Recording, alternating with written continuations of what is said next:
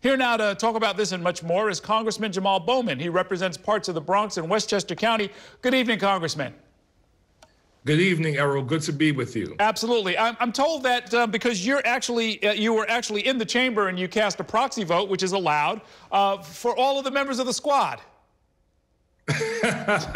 Yes, and other members as well, like Jan Schakowsky and Mr. Doyle. So not just the squad. There were a few members who needed proxy support today. Okay, good enough. Of the many different measures, and I only ticked off a couple, this is a very large, complicated piece of legislation, but what are the points in it that you feel most confident going out and telling your constituents about? You're up for re-election, you've got a primary in a couple of weeks. What are the things that are going to sell best in your district, do you think? Well, this is the largest investment in clean energy in U.S. history. And environmental justice and climate change are issues that ring true and important throughout my entire district, whether I'm in the Bronx or whether I'm in Scarsdale and White Plains. So a over $370 billion investment in clean energy will deal with the issue of climate change and also deal with the issue of environmental injustice. Because as we know, marginalized communities bear the burden and the brunt of climate change more so than other communities. But climate change impacts everyone. When you take Hurricane Ida into account, for example, it destroyed homes not just in Mamaroneck and Rye, but also in Mount Vernon and parts of Queens, New York, and literally killed people. So this is life-saving legislation from the climate change perspective. Mm-hmm. It's also life-saving from the prescription drug perspective, because people will no longer have to ration drugs. We're going to cap drug costs at $2,000 per year. It's going to literally not just reduce the cost of drugs, but save the lives of our seniors as well. So those two pieces are going to resonate very strongly. But the third piece, finally having a fair tax system, equitable tax code, so that large corporations pay their fair share at 15%. There's a lot more to do, but this is a major step in the right direction for all the American people. Now, there's an interesting political challenge that you and your fellow Democrats have, is that you got less than 90 days to go out and tell people about this,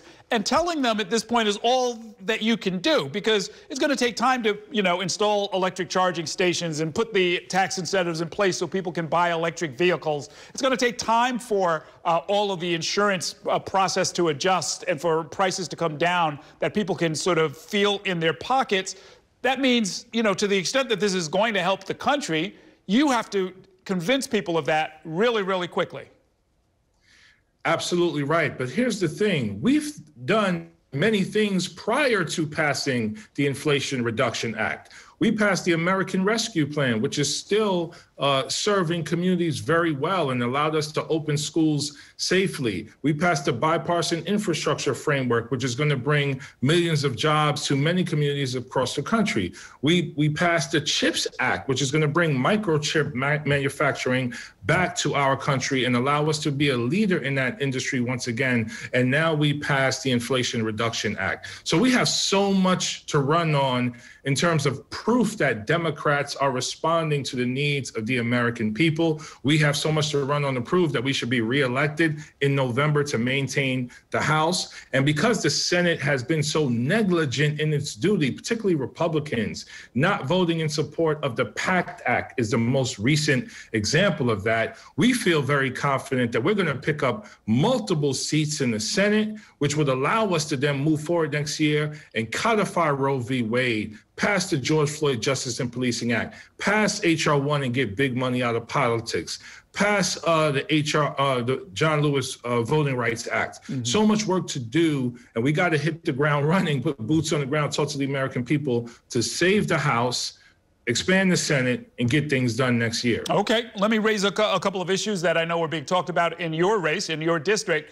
You voted against a $6.6 billion aid package to Ukraine at a time when a lot of people believe that, U.S. support for Ukraine is a fight for freedom, is a fight for international order, is a fight against autocracy. What was that all about?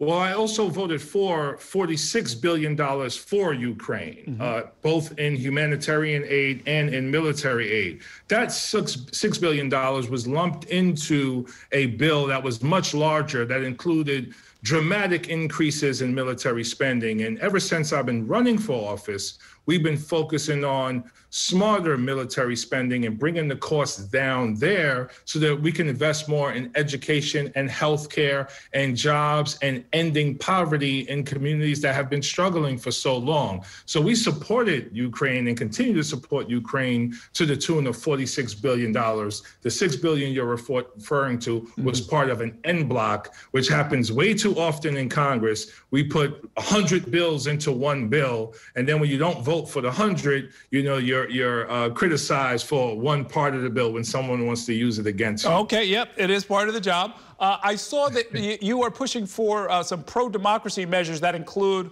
eliminating the Electoral College, expanding the size of the Supreme Court, and this last one, which I had not heard anybody else talk about, possibly expanding the size of the House of Representatives. How would that work?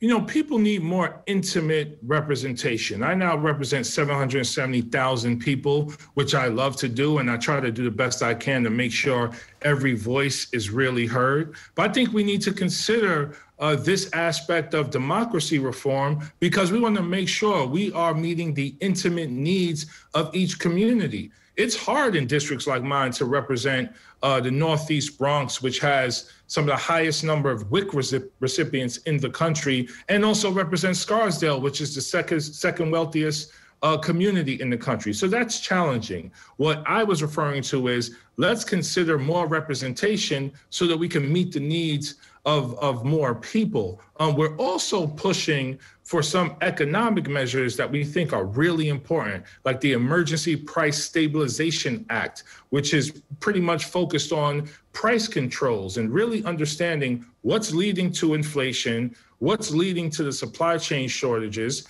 helping or enforcing corporations opening their books to the American public, and then looking at price controls in the areas of utilities, rent, groceries, energy, and transportation, because people can't afford to live. And we have to do something about it to support people in living a more dignified and improving their quality of life overall. Okay, I'm sure your economic advisors will tell you and your fellow members of Congress that that's a bit of a minefield. I lived through the last time we had price controls in the 1970s. Not sure it worked out all that well, but I will leave that to you. We will see you out on the campaign trail. We wish you the best of luck. Thanks so much for joining us tonight.